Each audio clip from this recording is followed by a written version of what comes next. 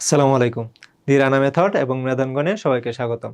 আজকে আমরা পড়ব সমগোত্রীয় শ্রেণীর কার্বক্সিলিক অ্যাসিড সম্পর্কে বা জৈব অ্যাসিড সম্পর্কে।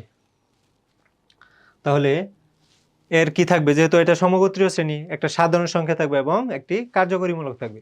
তাহলে এইগুলা হয়ে থাকে হচ্ছে কার্বক্সিলিক অ্যাসিড হচ্ছে CnH2n +1 COOH সাধারণ সংকেত বিশিষ্ট। COOH সাধারণ সংকেত বিশিষ্ট আচ্ছা, সাধারণ সংকেত বিশিষ্ট। আচ্ছা, তাইলে দেখি তো CnH2n+1 এটুকু মানে কি? এটুকু মানে কি আর। তাহলে আর এর সাথে যদি COOH যুক্ত থাকে তাহলে এটাকে কি বলতে পারি? Carboxylic acid. তাহলে আমরা বলতে পারি এটাকে হচ্ছে RCOOH দ্বারা প্রকাশ করা হয়। RCOOH দ্বারা হচ্ছে প্রকাশ করা হয়। বাকি বলতে পারি আর মানে কি? অ্যালকাইল। তাহলে অ্যালকাইলের সাথে হচ্ছে COH গ্রুপ যুক্ত হলে বা কার্বক্সিলিক গ্রুপ যুক্ত হইলে কি হয়? কার্বক্সিলিক অ্যাসিড বা জৈব অ্যাসিড হয়ে যায়। বুঝতে পারছি? আচ্ছা, আর হচ্ছে এই সাধারণ সংকেত দ্বারা কি বোঝানো হয়েছে? কার্বন সংখ্যা যতটা থাকবে, হাইড্রোজেন সংখ্যা তার দ্বিগুণ অপেক্ষা 1 বেশি থাকবে এবং সাথে কি থাকবে? COH গ্রুপ যুক্ত থাকবে। আচ্ছা, এখন এগুলা হচ্ছে নামকরণে, এগুলো হচ্ছে দুর্বল অ্যাসিড। এই কার্বক্সিলিক অ্যাসিডগুলো কি? দুর্বল অ্যাসিড। এই কার্বন অ্যাসিডগুলো কি? দুর্বল অ্যাসিড হয়ে থাকে। এগুলো হচ্ছে দুর্বল অ্যাসিড হয়ে থাকে। আচ্ছা, আর এদের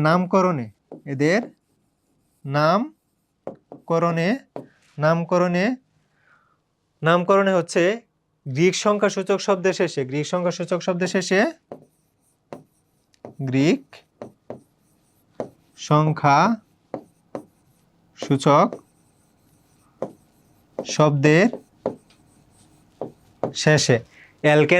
অ্যালকেনের সাথে তুলনা করে হচ্ছে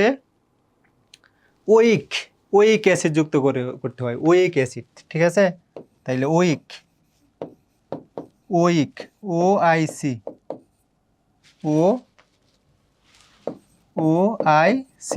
ওইক অ্যাসিড যুক্ত করতে হয়। ওইক অ্যাসিড যুক্ত করতে হয়। তাহলে আমরা আগে দেখি, একটা উদাহরণ দেখি। যে আমি নিলাম হচ্ছে 1 কার্বন বিশিষ্ট, ঠিক আছে? তাইলে 1 কার্বন বিশিষ্ট, তাইলে COH একটা কার্বন তো চলে আসছে। তাইলে কার্বনের, আচ্ছা, আমরা এখানে হচ্ছে একটা জিনিস দেখি, এই যে COH গ্রুপটা, এটার গাঠনিক সংকেত দেখি। এটার গাঠনিক সংকেত হচ্ছে COOH। তাহলে কার্বনের হাত কয়টা? 4টা। তাহলে দেখে তো একটা গেল, 2টা, এখানে 3টা। তাহলে একটা হাত খালি না? তাহলে একটা হাত হচ্ছে খালি। তাহলে এটা কি? এটা হচ্ছে এটাই কি, বা এটাই হচ্ছে COH, ঠিক আছে? এটা হচ্ছে COH মূলক। তাহলে এটা হচ্ছে গাঠনিক সংকেত, তাহলে এটা হচ্ছে আমরা মনে রাখবো। তাহলে আমি যদি 1 কার্বন বিশিষ্ট নিতে চাই, তাহলে হচ্ছে কি COOH চলে আসছে। তার মানে আমি কি দেখছি, যে এখানে একটা হাত খালি থাকে, তাহলে ওই হাতে কি যাবে? এই হাতে যাবে হচ্ছে হাইড্রোজেন। এখন হাইড্রোজেন যদি হচ্ছে যায়, এখন দেখি যে সাধারণ সূত্র ফলো করছে কিনা। তাইলে কার্বন সংখ্যা হচ্ছে কার্বক্সিলিক অ্যাসিড মূলক বাদে কার্বন সংখ্যা যা থাকবে হাইড্রোজেন সংখ্যা তার দ্বিগুণ অপেক্ষা 1 বেশি। তাহলে কার্বক্সিলিক মূলক আছে, তাই না? তাহলে মূলক বাদে কি কার্বন আছে? না। তাহলে কার্বন 0, তাহলে তার দ্বিগুণ থেকে 1 বেশি। তাহলে হাইড্রোজেন কত থাকবে? 1। তাহলে হাইড্রোজেন 1 আছে, তাহলে এটা কি সাধারণ সংখ্যা মানে। যদি হচ্ছে 2 কার্বন বিশিষ্টতে যাই, তাইলে কি 2 কার্বন বিশিষ্টতে হচ্ছে COH, তাই না? তাইলে এখানে 3টা হাত খালি থাকবো কার্বনের, তাইলে হাইড্রোজেন বসায়া দিলাম। এখন বসানোর পরে হচ্ছে দেখি তো যে কার্বক্সিলিক অ্যাসিড বাদে এখানে আর গ্রুপ হয় কিনা, আর মানে কিনা, মানে অ্যালকাইল হয় কিনা। তাহলে কার্বন সংখ্যা যা আছে, হাইড্রোজেন সংখ্যা তার দ্বিগুণ অপেক্ষা 1 বেশি, তার মানে এতটুকু কি আর হইছে বা অ্যালকাইল হইছে, তাই না? বা হচ্ছে সাধারণ সংকেত মানছে। তাহলে সাধারণ আর এর সাথে কি যুক্ত আছে? COH। তাহলে এটা কি কার্বক্সিলিক অ্যাসিড, যেহেতু সাধারণ সংকেত মানে। তাহলে আশা করি বুঝতে পারলাম। এখন নামকরণ কিভাবে করতে হয় বিভিন্ন প্রকার যৌগের, এটা হচ্ছে আমরা দেখব। এখন আমরা প্রথম যৌগ নিলাম, যে COH, তাহলে এটা কি দেখছিলাম, একটা হাত খালি, তাহলে এখানে কি দিলাম, এখানে দিলাম হচ্ছে হাইড্রোজেন, এখানে দিলাম হচ্ছে হাইড্রোজেন। বা এটাকে আমি কি লিখতে পারি, যদি হচ্ছে আণবিক লিখি তাইলে SCOH এভাবে লিখবো, তাই না, SCOH। বা এটাকে আমি এভাবে লিখতে পারি না, এটাকে এভাবে লিখতে পারি না, যে CH2, CH2O2, কার্বন আছে একটা, হাইড্রোজেন আছে দুইটা, অক্সিজেন আছে দুইটা, তাই না। আচ্ছা, এখন আমি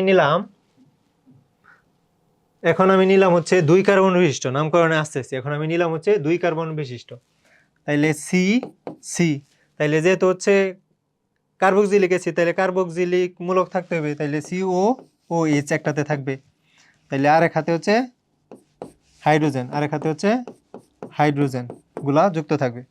আচ্ছা, এখন এটাকে যদি আমি আণবিক সংকেত আকারে লিখি, এটা তো গাঠনিক। আচ্ছা, গাঠনিক বললেও ভুল হবে, কারণ গাঠনিক হইলেও যে এটাকে হচ্ছে সম্পূর্ণ ওই গাঠনিকটা লিখতে হবে, COOH। হ্যাঁ, বা এটাকে হচ্ছে সরাসরি ভাবে লেখা ফেলে CH3COOH। বা এটা যে কথা, বা অনেকে হচ্ছে বন্ড দেখায় না, CH3COH এভাবে দেখায়। বা এখান থেকে আমি কি দেখতে পারি, কার্বন আছে কয়টা, দুইটা কার্বন, কার্বন আছে কয়টা, দুইটা কার্বন আছে দুইটা, আর হাইড্রোজেন আছে কয়টা, চারটা, আর অক্সিজেন আছে দুইটা, তাই আমি এভাবে দেখাইতে পারি না। আচ্ছা, তাইলে আমি যখন গাঠনিক সংকেত দেখব, আমি যখন এই যে এটার গাঠনিক সংকেত AC⋯OH, ঠিক আছে, পরে হচ্ছে এখান থেকে এটা আসছে, তাইলে আমি যখন হচ্ছে গাঠনিক সংকেত দেখব, তখন এই যে C⋯OOH বা COH গ্রুপ দেখে আমি কি বলতে পারবো, এটা হচ্ছে কার্বক্সিলিক অ্যাসিড, এটা হচ্ছে কার্বক্সিলিক অ্যাসিড। COH দেখে বলতে পারবো কার্বক্সিলিক অ্যাসিড। বা কি বলতে পারবো, এই যে COH দেখে বলতে পারবো কার্বক্সিলিক অ্যাসিড। বা এই যে এটুকু মানে কি, আর CH3 মিথাইল, এটুকু মানে কি, আর এর সাথে কি যুক্ত আছে, COH, তাহলে আমি এটাকে কি বলতে পারি, আর এর সাথে COH গ্রুপ যুক্ত থাকলে হচ্ছে, আর এর সাথে হচ্ছে COH গ্রুপ যুক্ত থাকলে কি হয়, কার্বক্সিলিক অ্যাসিড, যে আর এর সাথে COH, তাহলে আমি এটা দ্বারা বুঝলাম এটা কার্বক্সিলিক অ্যাসিড। আর একটা দেখি তো CH2, এটাকে, এটা বুঝি কিনা, তাইলে CH2 এটাকে, এটা বুঝি কিনা, তাইলে কার্বন সংখ্যা যা, হাইড্রোজেনের সংখ্যা হচ্ছে তার দ্বিগুণ, তাইলে 2n, তাই না, কার্বন সংখ্যা n এর, তাইলে 2n, তাইলে এটা কি অ্যালকিন না, কার্বন সংখ্যা যা, হাইড্রোজেন সংখ্যা তার দ্বিগুণ, তাইলে এটা অ্যালকিন, তাইলে এটা কি, আচ্ছা অ্যালকিন তো হবে না। আচ্ছা, এই ক্ষেত্রে এটা হচ্ছে হবে না, ঠিক আছে, প্রথম সদস্যের ক্ষেত্রে এটা মিলাবো না, কারণ অ্যালকিন কি হয় না, ও হইছে তো, না অ্যালকিন হবে না, কারণ হচ্ছে অ্যালকিন কি হয় না, এক কার্বন বিশিষ্ট হয় না, 2 কার্বন বিশিষ্ট হয় না। তাহলে আমরা এর পরের সদস্যগুলো থেকে হচ্ছে এটা মিলাবো, এর পরের সদস্যগুলো থেকে এটা মিলাবো। তাহলে এটা দেখি তো, C2H4, কার্বন সংখ্যা হচ্ছে 2 আর হাইড্রোজেন সংখ্যা হচ্ছে 4, তো কার্বন সংখ্যা যত আছে তার থেকে দ্বিগুণ হাইড্রোজেন সংখ্যা, তাহলে এটা কি অ্যালকিন। তাহলে এখানে কি যুক্ত আছে, ইথিন যোগ 2টা O2, ইথিন, ইথিন প্লাস 2টা অক্সিজেন পরমাণু, তাহলে ইথিন প্লাস 2টা অক্সিজেন পরমাণু। তাহলে এখান থেকে আমরা কি সিদ্ধান্ত নিতে পারি, যে অ্যালকিনের সাথে 2টা অক্সিজেন পরমাণু যুক্ত থাকলে এটা হচ্ছে কার্বক্সিলিক অ্যাসিড। আর এর আগের বার কি দেখছিলাম, অ্যালকিনের সাথে একটা অক্সিজেন যুক্ত থাকলে এটা হচ্ছে অ্যালডিহাইড, তাহলে অ্যালকিনের সাথে 2টা অক্সিজেন যুক্ত থাকলে এটা হচ্ছে কার্বক্সিলিক অ্যাসিড। তাহলে নোট, নোট, নোট কি, যে অ্যালকিন, অ্যালকিন, অ্যালকিন প্লাস 2টি অক্সিজেন পরমাণু, পরমাণু, বা এটা হচ্ছে O2 আকারে থাকতে পারে, সমান কি হয়ে যায়, জৈব অ্যাসিড, সমান হচ্ছে জৈব অ্যাসিড বা কার্বক্সিলিক অ্যাসিড, জৈব অ্যাসিড, জৈব হচ্ছে অ্যাসিড। বুঝতে পারলাম। তাহলে আমরা হচ্ছে আগে হচ্ছে শনাক্ত করা, পরে তো নামকরণ করা, তাই না। তাহলে COH গ্রুপ দেখে বুঝবো, অথবা হচ্ছে অ্যালকিনের সাথে 2টা অক্সিজেন থাকলে বুঝবো, অথবা আর এর সাথে COH থাকলে হচ্ছে বুঝবো। এখন এখানে যেহেতু কার্বন সংখ্যা 1, এখানে কার্বন সংখ্যা 1, তাহলে কি আসবো, মিথ, তাহলে মিথেনের সাথে তুলনা, মিথেন এর সাথে হচ্ছে কি ওইক, তাইলে মিথানোইক, মিথানোইক অ্যাসিড। তাইলে এর নাম কি? এর নাম হচ্ছে মিথানোইক অ্যাসিড। এর নাম হচ্ছে মিথানোইক অ্যাসিড। এই সবগুলোর নাম, এই প্রথম এই সবগুলো তো একই, তাহলে এই সবগুলোর নাম হচ্ছে মিথানোইক অ্যাসিড, মিথানোইক অ্যাসিড। আচ্ছা, তাহলে এখানে কার্বন, এটাও কি কার্বন সংখ্যা 2, এটা যে কথা এটা একই কথা, এটাও একই কথা, ওইটাও একই কথা, তাই না? আমরা বিভিন্ন ভাবে লিখছি। তাহলে কার্বন সংখ্যা কত পাইছি? 2।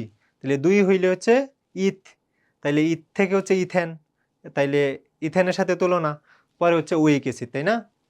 তাইলে এটার নাম কি হচ্ছে? Ethanoic acid. তাহলে 2 নম্বর যৌগের নাম হচ্ছে ইথানোইক অ্যাসিড,